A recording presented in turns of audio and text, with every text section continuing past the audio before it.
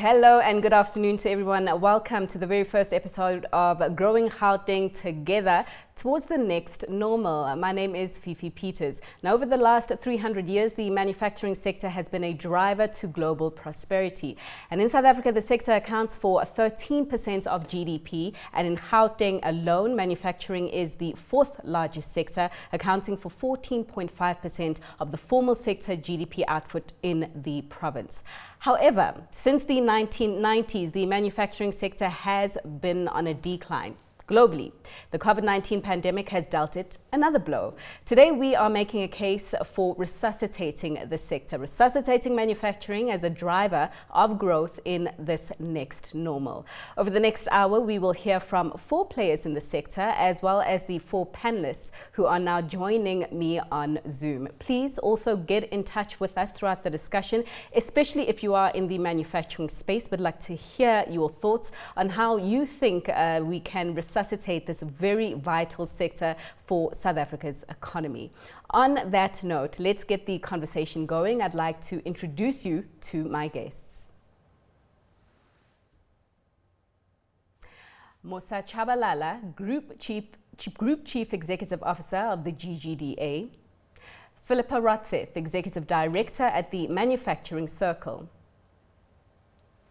Patuxolo Nodada, Group Chief Executive at Busmark, and Dr. Debogo Makube, the Chief Director of Industrial Procurement, Development and Localization at the Department of Trade, Industry and Competition. Ladies and gentlemen, thanks so much for your time and joining me in on this very, very important conversation. And of course, Philippa and Patuxolo, we're having this conversation on quite an opportune week for the manufacturing sector. We've had PMI numbers coming out from all over the world, including us here in South Africa. And what the numbers are indicating and pointing to is the fact that the worst that did hit the manufacturing sector at the start of the COVID-19 pandemic and the lockdowns is possibly over, given that the numbers are pointing to a recovery. Philippa, would you say that this is an accurate statement to make as you lay down the law of the land currently for manufacturing in South Africa as it stands? Fifi, as we've seen over the last 4 months, we've had quite a significant impact on the manufacturing space. Given that we've been constrained in terms of manufacturing activity by way of the various lockdown levels, and also constrained general growth in terms of domestic GDP and also global GDP. So that obviously has an impact on manufacture because that's demand for manufactured products. So yes, seeing PMI as a leading factor in terms of what it is that we're looking to purchase forward in order to produce. We are seeing some positive aspects there. However, we also need to take that opportunity to understand what it is that we've learned over this period, in that we can no longer be reliant on global value chains to the extent that we have been, and also single source suppliers. So definitely a lot has happened over the last 4 months. I think probably as we look back at a later point in time, we'll have a better indication of the volatility and the change in terms of manufacturing production in indices. And this will indicate a very difficult time. But what it points to is that manufacturing is very responsive to its environment. So just as we see, production contract in response to certain things, we can also see manufacturing increasing production as times, the state of play starts to open up. For sure, and you highlight a very important theme, which I imagine we will unpack in just a moment, the theme of localization and how important that will be to the sector, not only here in South Africa, but all over the world going forward. But Patuxolo, to bring you in here, given that your space is automotive, and we saw those frightening numbers in April when the sector was locked down, and we saw car sales plunging by over 98% or 99%. You can correct me there if I'm wrong. Again, vehicle sales sales numbers coming out just yesterday and pointing to an improvement in the automotive sector by way of sales. As an industry player, I'd like to, understand from you the surveys that we're reading that the manufacturing sector players are feeling a lot more confident about the next 6 months, as reflected from the PMI. Are they accurate? Are you feeling more confident about manufacturing going forward? Yes, good day, everyone. Yes, manufacturing is going to tend. We were in an unfortunate position because of the lockdown. But when the lockdown happened, we only closed on level 5, and we're given an opportunity through lobbying to open at level 4. But it simply meant that you open the factory with a third of your workers, and to be able to pick up on what we used to do, because we had orders, we've got contracts in place, and we had to do a 3-shift, for our customers. And I can safely say that we've delivered BRT buses to Rustenburg in the COVID lockdown period. And it was significant, but it's costly, for us, because it means that we're working 3 shifts. And because we local, we try to bulk up in terms of material that we do, and our suppliers or our customers are very unhappy because cash flows doesn't turn quickly in this kind of a cycle. It takes longer because people are closed down. So I'm building up stock on an eventuality that when the customers come back in full cycle, I can start delivering those buses. We're supported by our clients, and if our clients take up the production, we can. And the fortunate or unfortunate position is the fact that I mostly support the first year OEMs, your Mercedes-Benz, your Volvos, your Scanias, your MANs, almost all the players in the automotive sector. So we have a big lobby group in terms of NAMSA, because we recognize, we talk to the minister directly, we talk to the government where we need support. And fortunately, by being a local company, we create jobs. And there's no passion that I have more than sustaining jobs as the biggest employer in the West Rand space. No, certainly much needed jobs, and especially as we have seen with the lockdown bringing everything to a standstill, many companies not being able to cope and unfortunately having to shed jobs. But the conversation we're here to have today is around how we resuscitate the sector. So things are not as bad as they were at the start of the lockdown, but certainly I think you'll all agree that the manufacturing sector is not in its best form. It has been declining over the years, at least over the past decade or so.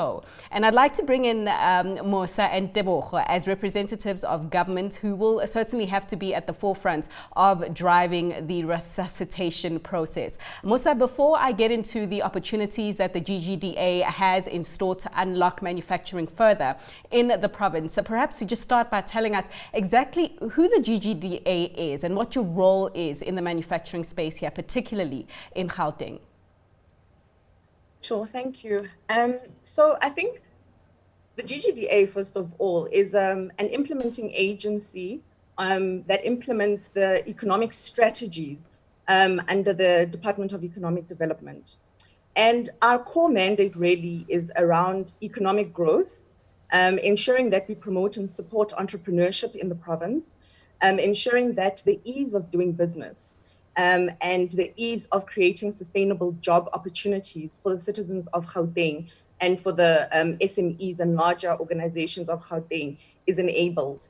It's important to note how we do it as well, I would say, is very targeted trade and investment promotion of our province and trade facilitation. We do it through a lot of export readiness programs that we run with various other departments like the DTI. We do a lot of facilitation, we manage, and we also lead economic infrastructure, because for manufacturers to be able to be sustainable, we need to ensure that there's economic infrastructure to support them. And then, as part of our very, very focused strategy in the next 5 years of the province is a multi-tier special economic zone approach. So how do we support manufacturing in the province? Through our various subsidiaries within the GGDA, they are very subsector focused. So you've got, for example, the Automotive Industry Development Center, and it's a sector that Patukolo participates in. So that space, through the supplier park that they manage, has tier 1 and tier 2 component manufacturers that then supply to OEMs in the area. You would have your innovation hub, which is a science and technology park. And that space is very much about enabling the development of technology and commercializing for entrepreneurs. We've got our investment center, the one-stop shop, where we have a very focused approach through our various partners on the ease of doing business. So really cutting the red tape that a lot of manufacturers experience in our province. And then a very strong advocacy role as well that we play. It's important that we play this function as an implementing agent, because if I can just give a few stats about manufacturing in our province, and you've already mentioned it, Fifi, but 55% of the exports of manufactured goods that leave South Africa are actually goods that are manufactured in Gauteng. From a job perspective and the importance of ensuring that manufacturing recovers very quickly, and we look at the next normal and how we support, is 1 in 9 jobs in the manufacturing sector in Gauteng. 1 in 9 jobs in all formal jobs in Gauteng is actually in the manufacturing sector. So we have to ensure that we also protect jobs that are currently there and ensure that more jobs can be created under the current economic circumstances as well. No, definitely, and I think that everyone would agree with you on that score, Musa. Tebogo, just some opening remarks from you. I mean, we've touched on quite a number of themes so far: the importance of localization, the importance of job creation, and certainly the importance of ensuring that the manufacturing sector rebounds quite quickly. I mean, within your unit there at the DTI, what is your thinking around, resuscitating the manufacturing sector as quickly as possible? Okay, thank you very much, and good afternoon to everybody. I think what is key for everybody in South Africa, it's economic growth, right? So we must get that right. Basically, we have been struggling for, as we are rightly putting it, for over a decade now, to get the economic growth at least to 3%. And not forgetting that the National Development Plan is targeting about 6% economic growth for us, at least to deal with some of the challenges we are having in the country. And manufacturing, therefore, is very key in that, all right, because of the multipliers associated with manufacturing. And you don't have to analyze manufacturing on its own, because manufacturing is also an input to other sectors of the economy. All right, it's not an end in itself. So there's a feedback loop to other sectors. So it's either it's an input or it's a receiver from those sectors. So structurally, we have a challenge economically as a country, that we must get other sectors growing. So if you take the origins of Johannesburg, right, historically, it was meant to support the mining sector, right, by providing inputs.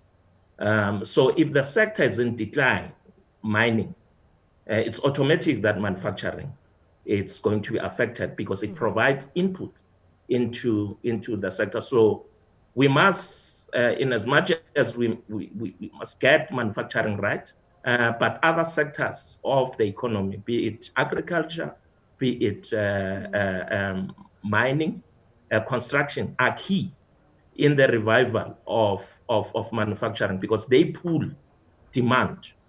So Gauteng is better posed, because this is a hub of manufacturing in Africa. Ekurhuleni, it's a hub of manufacturing. So it is important, as the department, we have various economic policy instruments centered on localization. We want to support the manufacturing sector because of the multipliers. The labor absorptive rate in manufacturing is very high. It is a tradable sector. Through it, we can export. So that's the reason why we are saying manufacturing is key, because through it, we'll be able to deal with other economic challenges that are bequeathing the country. Yeah. No, for sure, Dr. Tebogo, thanks so much for those insights and really, unpacking the knock-on effects, across the economy and how integrated we are in this entire value chain and how important it is, in growing the entire pie for the benefits of the entire sector. I did say that we have around 4 manufacturers who have given us our story, or their story rather, and let's actually start to hear from the first one, because of course many of the players in the industry have been disrupted by the lockdown and have had their operations quite hard hit. It's Women's Month, so it's only fitting that we start with a lady in the manufacturing sector, and she's coming to us from the Gauteng she is a Gauteng manufacturer rather, Hayley Eagle, who is the owner of Jamsco Automotive. She tells us more about women empowerment in the automotive sector and how she sees the future. Let's take a listen. I'm a Black woman-owned business, as you can see, and I've started in 2012, and we've have women on our supply chain. So the woman takes the part of supervisors, safety, quality, and we do everything that the men do. It's actually a very exciting environment, and we have lots of support to make this possible. And we continue to do what men do, and with the support of our customer, the South African government, our tier 1 supplier, we have managed from 2012 till now, and we're doing well. COVID-19 has hit us for a loop, but I think as women, we encourage more women to come along in the industry and to join the industry, because it is a tough one. If you even consider that it goes without its challenges, that's not true. We have numerous challenges, but we also have significant amount of support and handholding and just the courageousness of people to take us through this time and through women-empowered businesses. Jamsco has been negatively affected during COVID, as is common in the automotive industry. As the country locked down, so did people stop buying vehicles. But with good leadership, I think that we can make it through. The leadership of the automotive sector that I'm involved with have started, and they've been doing very well in terms of making sure that we firstly comply with legislation, and secondly, start to slowly open up the economy, and infiltrate back into the market again. Jamsco has seen a lot of support. I've actually had banks turn me down for additional overdrafts prior to COVID-19, but since government has lent a hand, we now have the ability to go into a bank, and they're willing to help us, even though we have had a significant drop in sales, in income, in revenue, but we've had a great help from the banks through the help of government. The initiative that I'm part of was an initiative by government from the GGDA, and that was something that started in 2012, and they've managed to support us and to carry us and to, through our mistakes. We've not been without our failures and our mistakes, but, we're still holding hands along the way. So there's hope. There's a lot of things that we can do to get and take the country forward. Okay, taking the country forward, taking manufacturing forward. Musa, just to bring you in here, because she is speaking about the support that she has had from your organization. And I think, Hayley is the perfect person to begin with, because as we're talking about, growing or taking the manufacturing sector forward, we need to do so inclusively, right? What COVID-19 has shown is that our inequalities are just too gruesome to continue to last in this measure if we are going to achieve our economic potential. So Musa, speak to me about what GGDA is doing, the initiatives that it's doing to ensure that manufacturing grows inclusively for women-owned businesses, for youth-owned businesses, for Black-owned businesses. Okay, well, yes, Haley's a perfect example of the kind of initiatives that we run. And maybe let me take you through the different subsidiaries within our group and how they actually support and participate our agenda to ensure that the secondary and tertiary manufacturing sectors are well supported. So we have 4 subsidiaries. The Automotive Industry Development Center, like I indicated earlier. Haley's actually a graduate of an incubation program. She came into that incubation program with very little knowledge of component manufacturing, and now she's a tier 1 supplier to OEMs in the Northern Corridor, which is the Tshwane region. You know, in the Innovation Hub, we have very similar programs where we very much encourage technology and innovation development from SMEs. And we support them through various, again, incubation programs and linkages with sectors that they can actually then provide solutions for. We've got our industrial development zone, which is an SEZ and located in the OR Tambo precinct in the Eastern Corridor. Now, our SEZ focuses on mineral beneficiation, agro-processing. And in our SEZ strategy, we provide land, we provide infrastructure development. And it's all about ensuring that we bring manufacturers and various investors, both DDI and FDI, into locations where they can benefit from value chain advantages with each other, where they can benefit from skills development, technology transfers, etc. The same SEZ that I'm speaking of, the IDZ, we are rolling them out now across the province. And that strategy is our multi-tier SEZ approach, where in each one of the 5 corridors in the province, so your Northern Corridor, Tshwane, there's automotive SEZ, but there's also going to be an ICT and technology special economic zone in that region. In the Southern Corridor, which is otherwise ordinarily known as the Vaal region, we're going to have the Vaal SEZ that we're developing, and that's going to be a more general multi-purpose in industry and sector SEZ. In the Western Corridor, we will have an agro-processing and agribusiness focused SEZ. And then we've got the Central region, which is your Johannesburg region, and there's already a lot of manufacturing that happens here. So the real purpose of it is, from a Gauteng perspective, to provide necessary economic infrastructure, to provide necessary policy advocacy. You know, as a GGDA, we also appreciate that we work in an ecosystem of various other government departments and agencies. So we are actively going out and looking to create more holistic packages for manufacturers. For example, a partnership that we're currently finalizing with the IDC is to look at how, with their mandate to fund and our mandate to develop and support economic growth using manufacturing, do we come together and create an offering that supports manufacturers, whether already in operation or looking at getting into the space in a more meaningful way.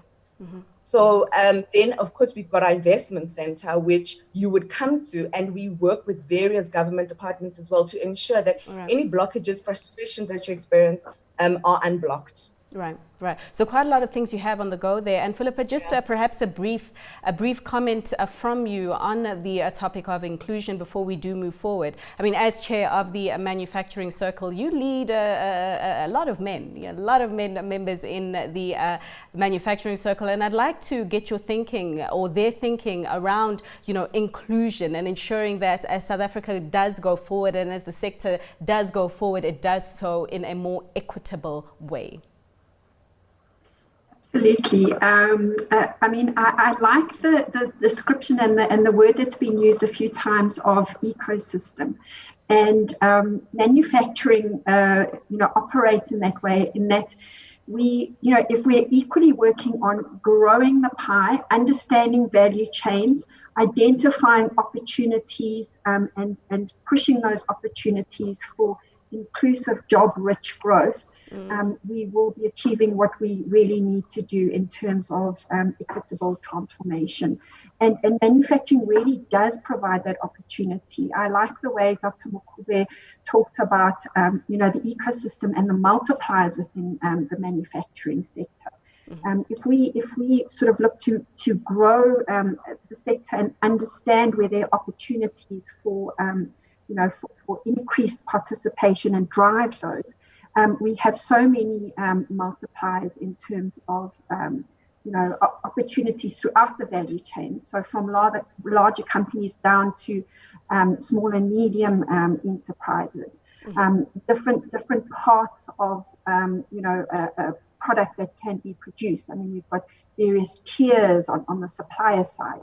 So there are many opportunities there, and also so many opportunities for job-rich growth. One manufacturing job or enterprise, one needs to make product, transport it, service it, etc. So the opportunities to drive inclusive transformation are quite significant in the manufacturing sector, very important in the manufacturing circle. No, that's great to hear. Let's hope that those opportunities are actually realized and actioned upon. And another theme that I'd like to bring up right now is access to markets, because we're growing the manufacturing value pie and we're getting activity going, but demand on the other hand needs to grow in a matched manner. But we do know South Africa's economy is not in the best spot right now. So what to do when manufacturers get themselves ready? What is being done regarding access to markets in which there is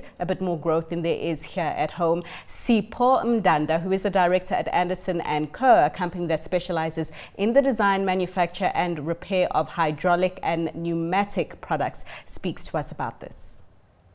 It's quite a big sector, which is comprised in the main of, there are a few major players, but also it's got quite a lot of small and medium-sized operations, which would be severely affected as a result of the COVID impact, because of a number of issues. One of which being the availability of material or shortage thereof, because some of our suppliers have been negatively affected. Particularly if you talk of a supplier, our biggest supplier is ArcelorMittal from a steel perspective. It has been affected as well because we import some of the material from Europe. So the global logistics industry has been in turmoil as a result of the virus. And also because of the employees, or their relatives, next of kin or immediate families testing positive. I think there is some light at the end of the channel. I think July was a better month than June, better than May. So we continue to see things improving. We continue to see customers coming back into the mainstream and placing orders with us. And our level of productivity is improving month by month. So we would welcome additional support. We would welcome, the end of the COVID impact. We need to explore opportunities north of Africa or of South Africa for export purposes, because I think with the impact of the coronavirus or the pandemic, it has indicated to us that one, we need to have a much more reliance on internal supply chain. So we want a strengthened South African, call it Gauteng value chain system that has got less reliance on imports. But at the same time, we need to improve our exports or our markets into, one, the South African market itself by having other companies buying local, but also taking our products into the African continent, given the leverage position, given the sort of stabler economy that we have and the stronger manufacturing background, we will need to be able to then export our products into other countries in Africa so that we reduce the reliance on just the domestic market only. Things are looking positive, we must say. We are lucky on our side as a company because we also export. Quite a large percentage of our turnover comes from exporting to Germany. So that trend has been improving over the months, and then we are positive that upward trajectory will continue as things improve. Patsukola, I'd just like to get your thoughts on some of the themes that Sipho has mentioned there. A lot of the times People say that it's expensive to be mainly local, to get a lot of your supplies from here in South Africa. Sometimes it's cheaper to ship things from all across the world than it is to buy from your neighbor next door. What is your response to that, especially as we talk about manufacturing needing to be a lot more localized as we go forward? And also your comment on accessing other markets, particularly those on the continent.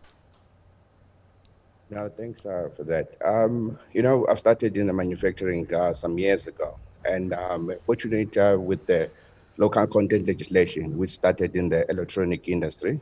And at that point in time, we were fighting about a manufacturer that was based in Lesotho and just was bringing in products into the country. And at that time, we won and the battle with the assistance of GTI.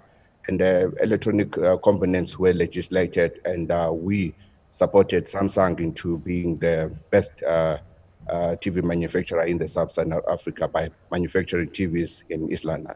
It didn't, and then from there, it allowed me to be able to move into the bus industry with the same strategy where you have to understand the local content.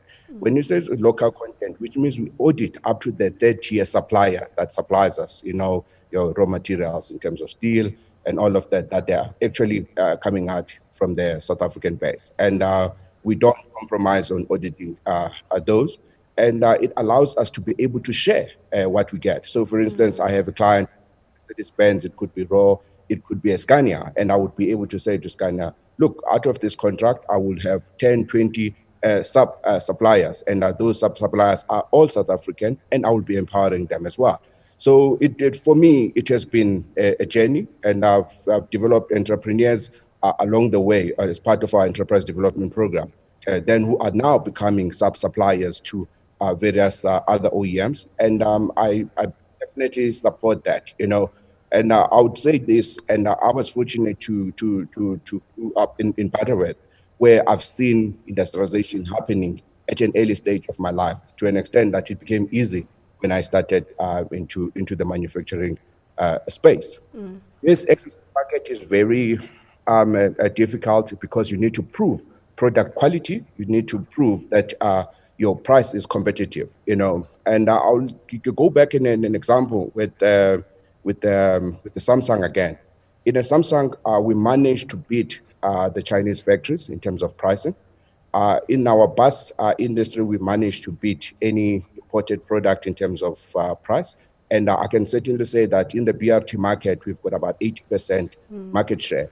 That 80% market share is a result of local content, and I could be able to represent, and I can be able to show a certificate. But the biggest challenge is filtering from the GTI side to see how the local content is being implemented by the municipality, by the procurement guys, because when you actually buy an imported product, you're actually externalizing jobs. And that's a problem, externalizing jobs. We are employing your uncle, we are employing your sister, we are employing your mother, and who are all South Africans, and we want to be able to pay and spend the money, So when I employ one, I'm certain that I'm contributing to 5 more people that that person is actually earning, and I'm saying that, and that money is sitting in South Africa. But when you export the money, you to take it to Brazil, take it to Germany, to take it to other parts of the world, and you're actually creating jobs in those countries. And I'm saying that to people, you need to wake up to say that if you want to create jobs in the country, read the local content legislation, understand it, challenge our government in terms of implementation and monitoring of local content. And that's the only way that we're able to achieve job creation in any sector. And I'm saying that, I'm very driven in terms of that. And my investments are all producing local content products, and we're sitting at 96% local content in our factory. And I'm saying that I'm proud of that. And access to market in the rest of Africa, I would say thank you to GTDA. I'm working on West Africa, I'm working on East Africa, and I'm working on Central Africa, with the assistance of GTDA and GTI. And I'd say that, if you push and to say that this is the product that we can be able to do, there's kind of assistance that can help you do that. As I said, 80% market share is not enough for us. This is why then we are going out into the rest of Africa aggressively. All right, Pastor Xolo, you sound like you need a competitor there. 80% market share sounding too uncomfortable in one person's hands, but that's a conversation for another day. Dr. Makube, to bring it to you, because the challenge was put at the doorstep of the Departments of Trade and Industry and Competition, that of monitoring the localization policies that the government has put in place, and also making sure that they are implemented. So this has been highlighted as a challenge. Perhaps you can comment as to whether it is a challenge from where you're sitting and how you overcome it and make sure that there's a stronger compliance to localization as we do try to grow this sector going forward. Well, yes, the DTI is the policy driver of localization through the regulated local content and other procurement policy levers. Unfortunately, we don't implement those policies, but we do play a role in monitoring some of the tenders which have local content requirements. We work through Philippa, the manufacturing sector, as well as some bidders to police the market. And also we have at the Proudly South African a tender monitoring system where on a daily basis we monitor some of the tenders that go out. We work with labor unions to monitor the tenders at the workplace, whether there is importation of products which are not supposed to be imported. So we use a variety of means to monitor local content, and we also report to Parliament. Obviously, there are challenges because we are dealing with tenders, which, as you know, it's a challenging space, and there are other departments responsible for the monitoring of tenders. But see, the issue here it's about the policy choices and what we are trying to resolve as government. I've said it is about economic growth. We have to scale up. We don't have any choice. Besides the COVID, the economy was, in recession already. So government must come in to not only as a policymaker, but as an investor as well. That is why we have all these SCZs. The DTI is having funding to support infrastructure in those SCZs. We also pull in the investors. So investment is key. Right. So when we talk about localization, let us not only limit it to procurement. You need a variety of instruments. You need licenses, you need funding, you need tariffs, you need investments to be in place. So coordination, it's very key. And also, government has said infrastructure moving forward. We are going to embark on an infrastructure-led economic growth. So one simple example. So if we deliver social housing on time within cost, there will be benefits for industries in the value chain to supply the materials, but also other associated industries. Sure. So if we deliver houses, there's a demand for furniture, there's a demand for white goods, meaning fridges, sure. Microwaves, and all other things, stoves. So you can see that, investments, localization has many benefits, not only related to public procurement, but public procurement is key as an anchor to leverage that expenditure so that we support companies like Busmark, So we have said municipalities must not buy buses from outside the country. Right. Through that, we've been able to support Busmark, and other companies. So it's good. And we can you can measure whether that policy is working or not. So a holistic approach to localization needed there. Dr. Makwe, thanks so much for highlighting that.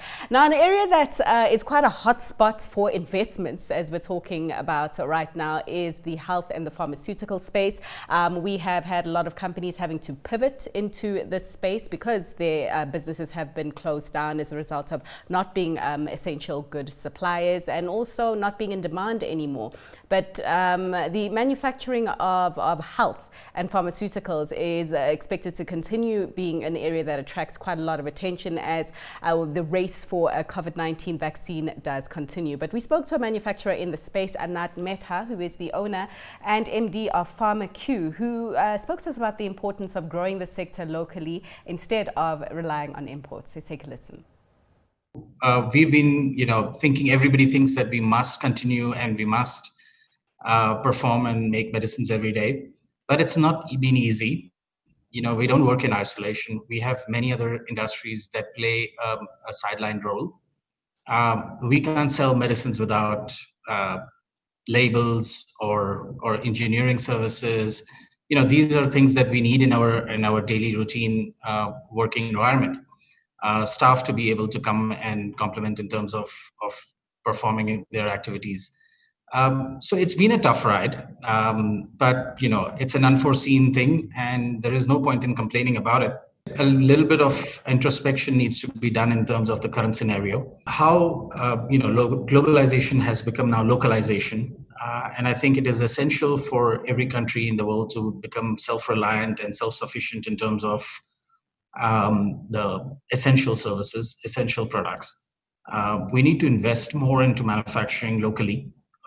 We cannot live on imported products from India, China, or other countries.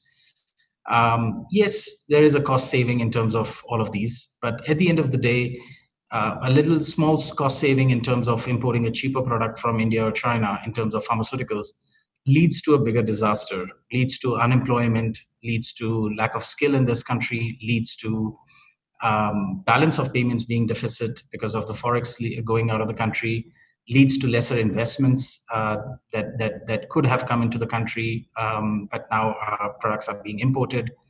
This pandemic has taught us a lot, and the future will be a lot more local manufacturing facilities will come up and try and manufacture the product locally, not just for South Africa, but the gateway to African continent, which is South Africa. The manufacturing industry has a lot bigger scope. You need to have the control of your destiny, and this has taught us, if we were a trader or if we were just another outfit, we would not have the liberty to get our product into the market, into the people that require our product. Luckily, because the ports were blocked, the imports were restricted from many countries. Many countries restricted raw materials and finished formulations exports because they wanted first their own nation to have, their own people to have the product. So overall, I think we went through such a phase which taught us that we need to locally start looking at these products, essential products. We need to start local manufacturing, and the government has been, very supportive in that with policies and in implementations that they've done in terms of designation of products, which is to say locally manufactured products will get a first preference. The interest rates that have come down in terms of the cost of capital, from the beginning of this year, from 9.75% to almost about 7% now, which makes it a lot more feasible for people to invest, look at manufacturing, and control their own destiny. And just one last word from the industry. We're just going to look at the effects that some bans in some sectors have had on others. And I'm speaking specifically about the ban on alcohol and what this has done to the glass industry. Consol Glass says it has experienced a considerable knock. Let's hear from Tami Mkuzangwe, who is the Senior Executive of Human Resources and Corporate Affairs at Consol Glass. The glass industry has been severely affected. When you talk about the glass industry, primarily you talk about the glass packaging industry, which accounts for about 85% of the alcohol market. So with the alcohol ban that's currently in place, it effectively means that our sales volume have actually gone down by about 85%. If one were to take into account that the nature of our business is that we run a continuous process, we've invested in furnaces. Across the industries, about a total of 14 furnaces and 41 glass production lines. With the drastic reduction in the sales, it actually means we have to scale down on the production significantly. And the difficulty here is that you can't close your furnace, and particularly for indefinite period, not knowing when is the production and or sales are going to pick up.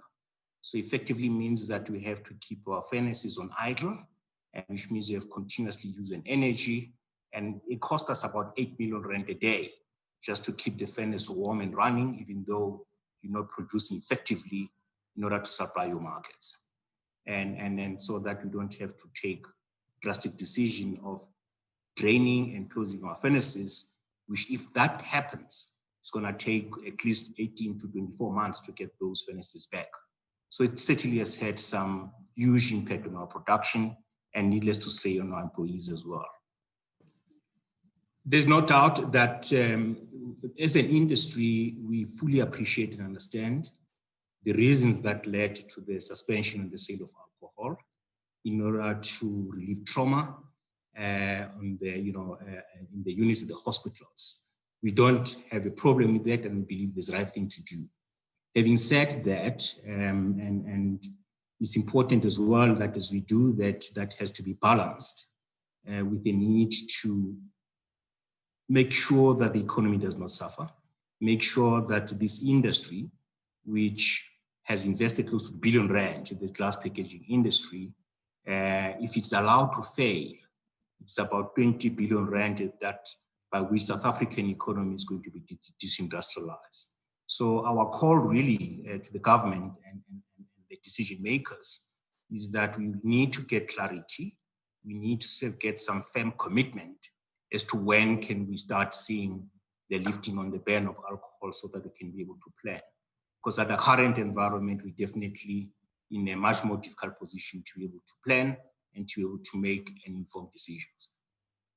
And there can be a balance between saving lives and there are measures that can be put in place to ensure the responsible sale and distribution and consumption of alcohol without necessarily destroying the industries and the livelihoods of the people that are associated with the industry.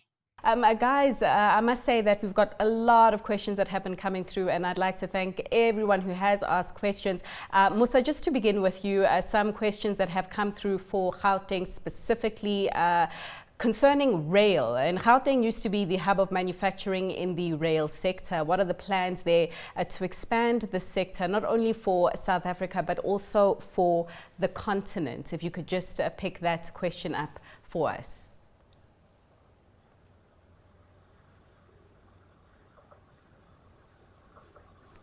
So Musa, can you hear me?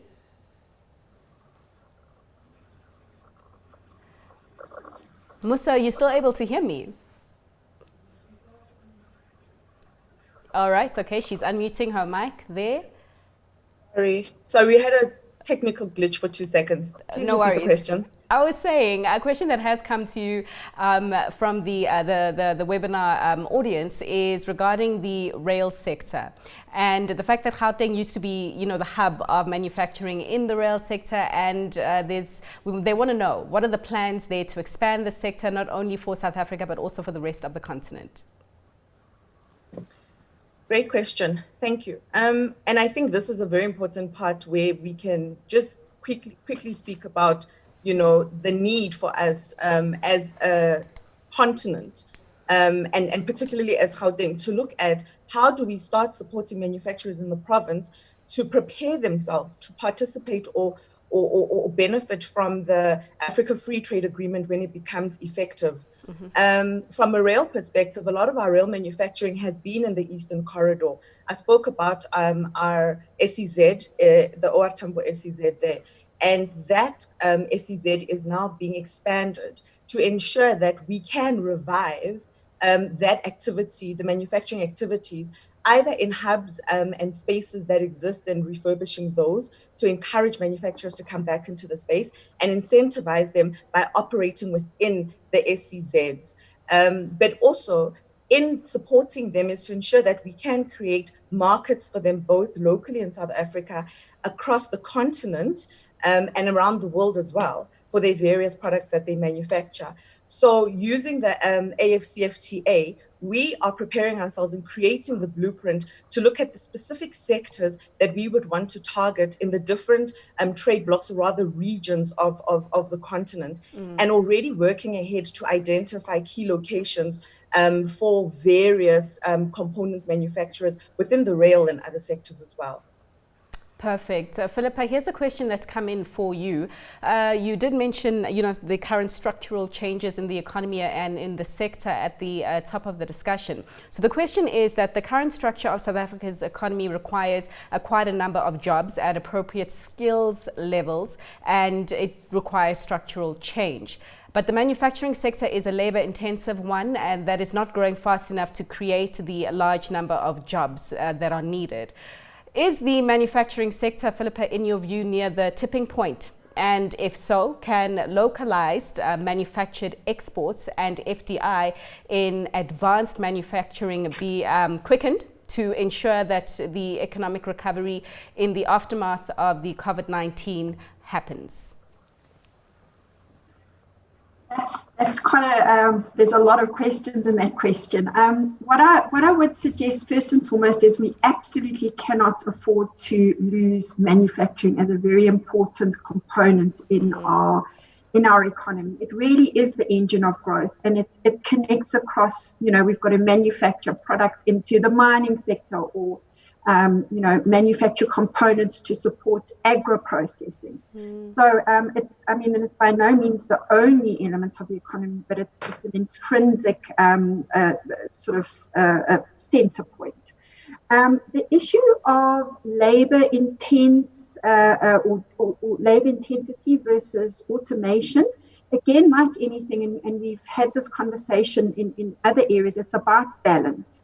So in some areas, some production might be better equipped in terms of looking at technology, but there are also other areas where we still need labor-intensive manufacturing, and we need to really see where those opportunities are.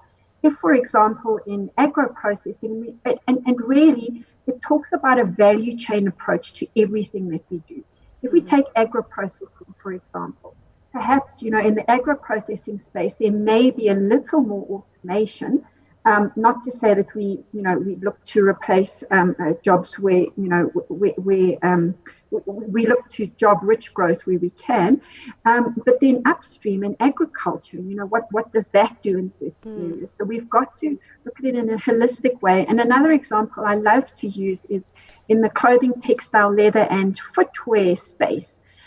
We talked a little bit about automotive previously and how that's working quite nicely as a subsector, and collaborative work between industry and government.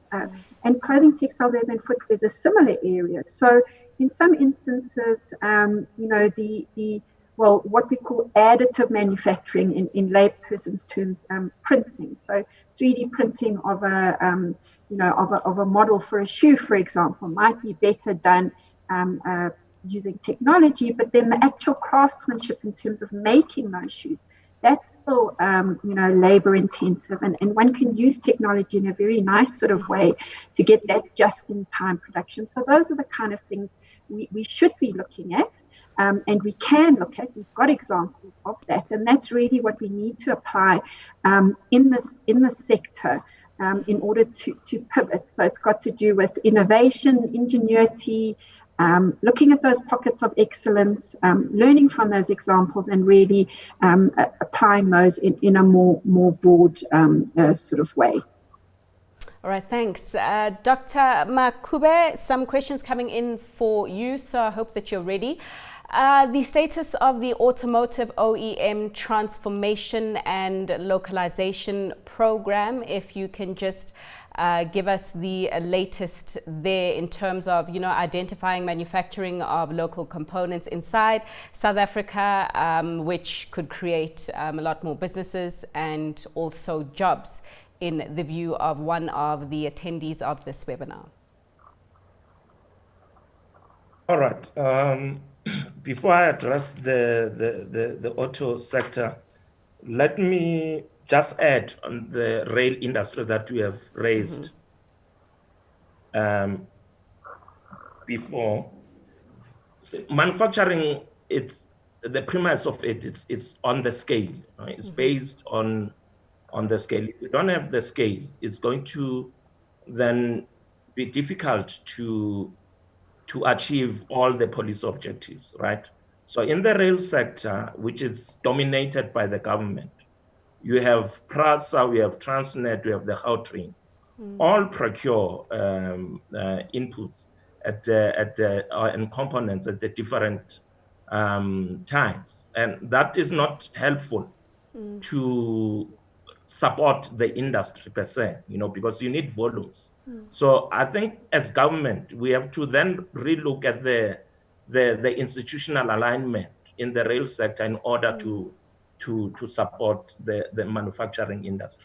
So I will guess that Gauteng government will also consider the AIDC model in the rail sector, because coordination and scale, that's what is needed to support the industry. So the operation of the industry does not necessarily depend on how government is configured. So it's something that we have to look at and come up with a theme on supplier part aimed at supporting the rail industry.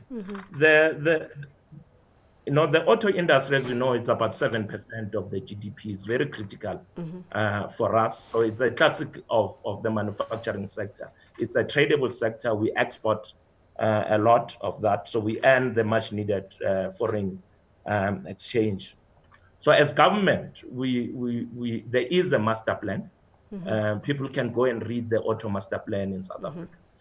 Part of it is to scale up production and output, from 600,000 units to 1.2 million units. So in that, government has committed itself that transformation is key. We want to localize as many components in it. So diversified suppliers must be included. So we have BEE as part of the conditions. We have incentives earmarked at Black industrialists. So there is a lot that we are planning to achieve in the autos, and it's all included in the master plan. Okay. Yep, okay. Dr. Makube, just another quick follow-up question for you before I go to Musa, because there's quite a number of questions that have come online for you, Musa. But Dr. Makube, a follow-up question regarding what is happening in the auto space. The introduction of an export levy that was brought to market around 2 years ago in South Africa, according to one of the attendees who are watching this webinar. They want to know, the impact of this and whether it is negatively impacting South Africa's global competitiveness in the industry, whether the country is essentially, shooting itself or the industry in the foot by introducing what seems to be another tax for the industry players. Look, the master plan is supported by the OEMs, international OEMs. And many of them have committed to scale up investments in the country. We have announced the Tshwane Auto SZ, where Ford is going to invest in that area and push production of buggies from Tshwane, which is key. So government will not do anything that will kill the industry. Okay. All right. What we want is production from South Africa. We want to export obviously, in any policy making, there are trade-offs, right? So you can't come up with a policy without looking and reviewing some of the tariffs. All right. So we'll only review tariffs which create a loophole in the support of manufacturing in South Africa. So yes, in dealing with loopholes does not mean, or trade-offs, that does not mean that overall we want to kill the industry. We are committed, government, the president, we have said that the auto industry is an anchor of industrial development in the country. Yeah. All right, perfect. And then, Musa, to come to you for some questions, the first one being on energy and your thinking there around energy plans for the GGDA in terms of renewable energy, specifically as power uncertainty is still something that manufacturers are having to grapple with. And I'm sure you understand the increase in costs that this is bringing towards them. And also what the GGDA is doing to support the township economy, industries in the township economy. If you can just comment on those two points briefly. I'll start on the question around energy plans.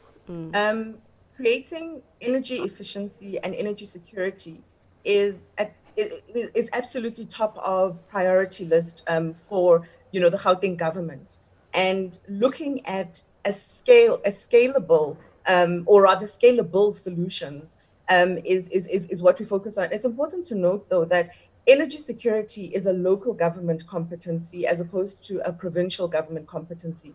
So in that respect, we work with our bigger metros in looking at introducing or facilitating and creating the linkages with potential investors or potential solutions with their own energy strategies, so that as they implement them, they can then understand what is available and where best to plug in those kinds of opportunities that are identified at a GGDA level.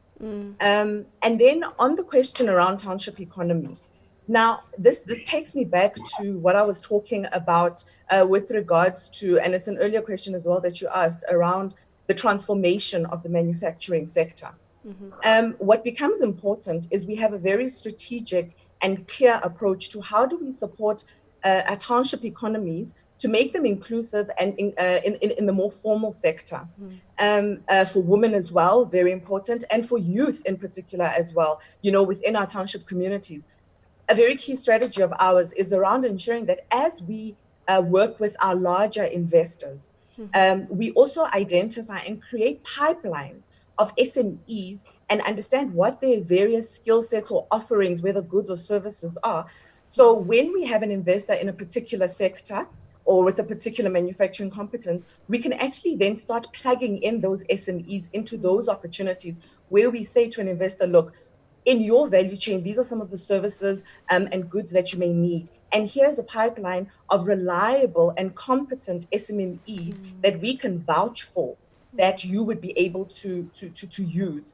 In doing that, we are actually creating necessary linkages and ensuring that our SMEs in our township communities are brought into the more formal sectors and introduced to larger manufacturers that they wouldn't otherwise be able to participate with. And that's why, again, I speak about the ecosystem we need to create. With our partners like the Manufacturing Circle, being the voice of what is happening with your larger and medium-sized manufacturers, and then with other government departments and agencies like your IDC I spoke about earlier, like your DTI, is to also be able to say, we have a small manufacturer that we've identified, or an entrepreneur that has potential in a township, and this is what they're making.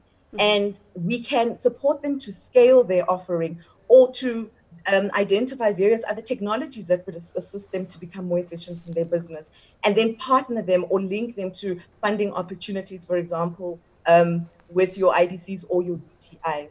In that same breath, I just want to add an important thing is, one of our other subsidiaries is the Constitution Hill, and they focus on, the creative industry, and they also focus on tourism. And that's important because everything that feeds those particular industries or rather 80% of it is actually based on some kind of manufactured inputs. So it is important for us to ensure that we're continuously advocating for entrepreneurs and creating the very necessary linkages as well.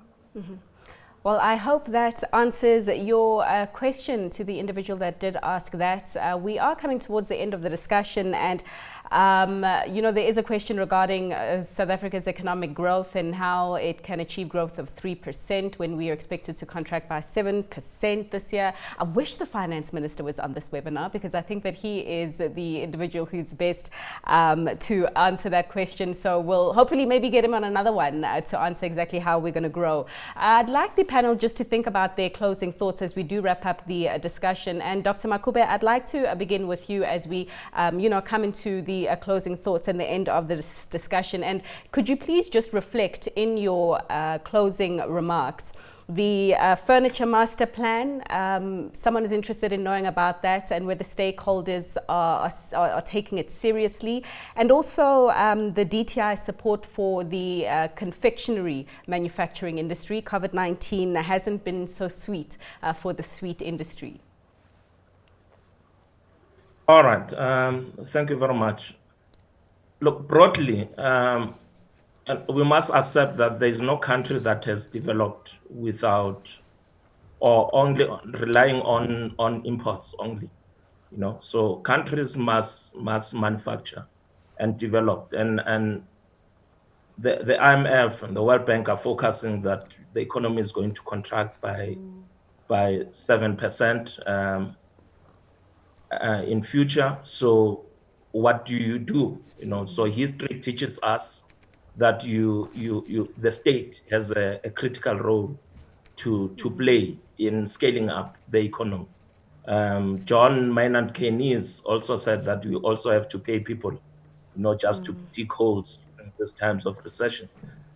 So the state, it's very critical now. Localization is critical. We don't have a choice. We have to manufacture in South Africa. PPEs are designated for local manufacturing. It's key that we support the supply chains. We have to, as the president has said, relook at how we have been doing things for years, and key to that, it is local production and content.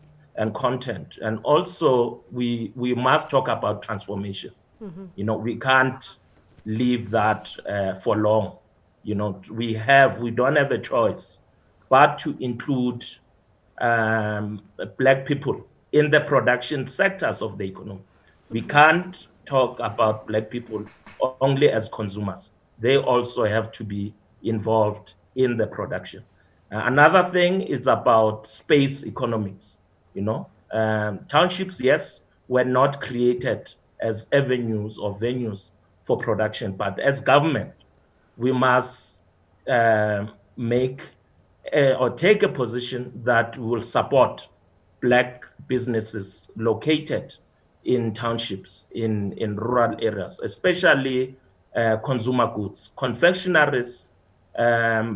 People buy bread on a daily basis. So those are the industries that we can support in the townships and create markets for entrepreneurs that want to play a role in that space. And it will take all spheres of government, municipalities, provinces, state-owned companies, and government to create those opportunities, including big business anyway.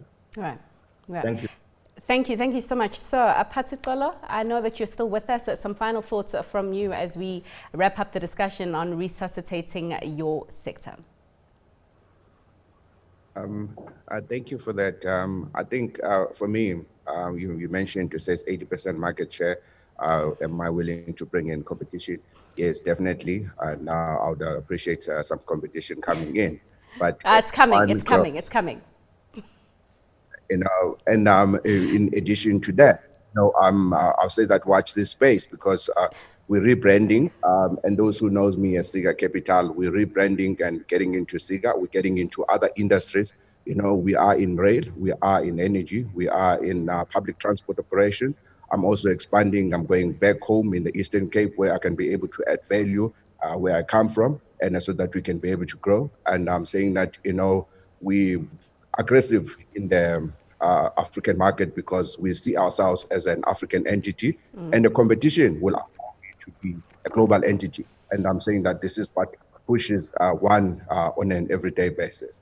And the last one, over the years, I've seen people coming into the automotive sector and all of that because they believe it says, if Pat can do it, I have a courage, that I can be able to do it. I've seen bankers, I've seen entrepreneurs coming out of the space, and say that you want to say that you understand to say what has sustained us as a business. It's a combination of a support from the DTI, it's a combination of support from the DA, it's a combination of support from IDC, is active involvement in the business, where you actually get your hands dirty as an OEM.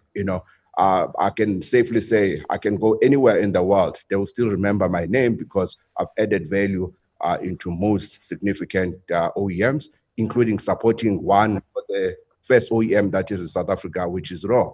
And we support. So anyone who knows Elon Musk, I'm prepared to produce the Teslas at less than the current value that is producing.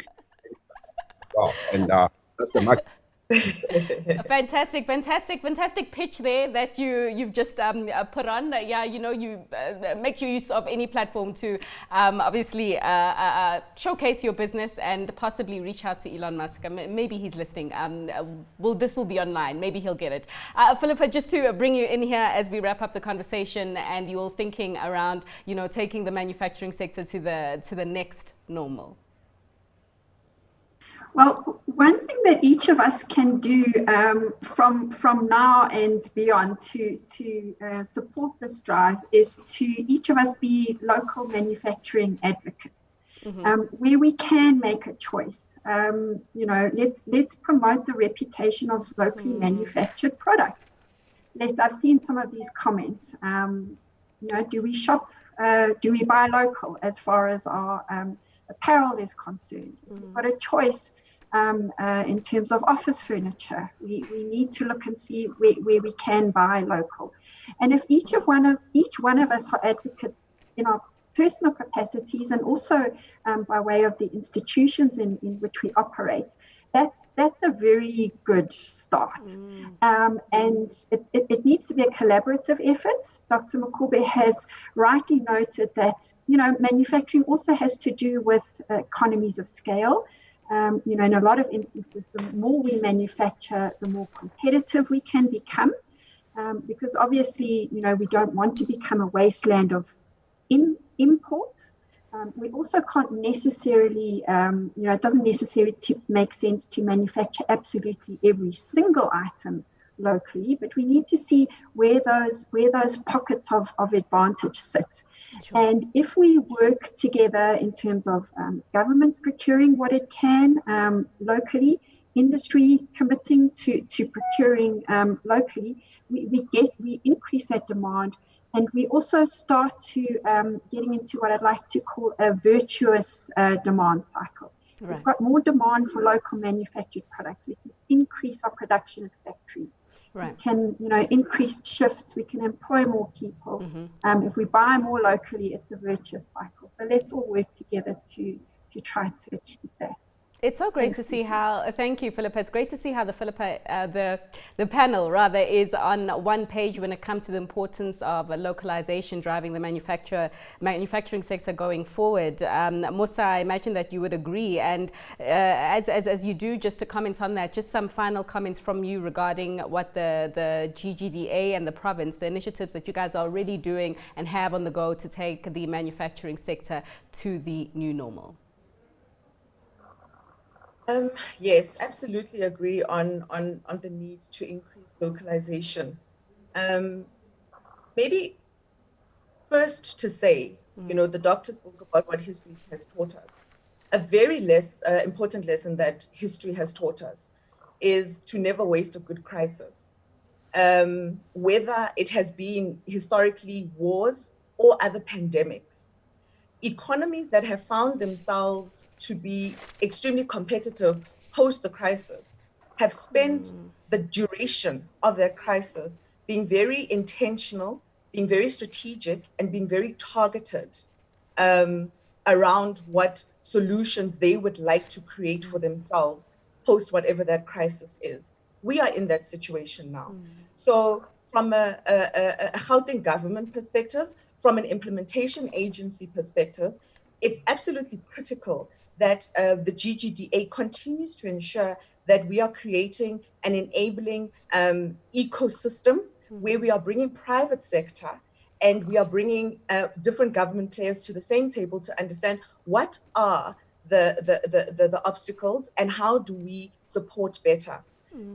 Secondly, is to also appreciate that our role is to enable, is to create an enabling environment for business to thrive. And so we do that by ensuring that we invest in subsectors within manufacturing that we know we will be able to be responsive more to our South African market, to the rest of the continent, and then identify regions where we can actually expand and export our South African manufactured goods. Very important as well, and this is to any manufacturer. I mean, the other truth of the matter is that we talk about price competitiveness of imports that are potentially brought in. So from a GGDA perspective, the knowledge economy and research around what type of technological improvements we should be advocating for within the sector as well, to ensure that the skills that we support in the development of and the constraints that exist as a result of not being efficient from a technological perspective for manufacturers is something we can share even with SMMEs. Sure. Sure. Musa, thanks so much for your time. I agree with you there completely. Never waste a good crisis, but never misuse a crisis either. I mean, business needs to be done, but good business needs to be done, free of corruption, free of greed, to ensure that we do grow this economy inclusively and we do create those much needed jobs. Ladies and gentlemen, and to everyone who has been tuned into the webinar, thank you so much for watching. One last thank you to my guests, Musa Chabalala, the Group Chief Executive Officer of the GGDA, Philippa Rotseth, the Executive Director at the Manufacturing Circle, Patutlolo Nodada, who sent a shout out to Elon Musk there. We'll hopefully follow up to see how that goes, but Group Chief Executive at Buzzmark, and also Dr. Tebogo Makube, the Chief Director at the Industrial Procurement, Development and Localization at the Department of Trade and Industry and Competition. And of course, to you for watching. Thank you so much for tuning in. From us here at CNBC Africa's headquarters in Sandton, it's goodbye for now.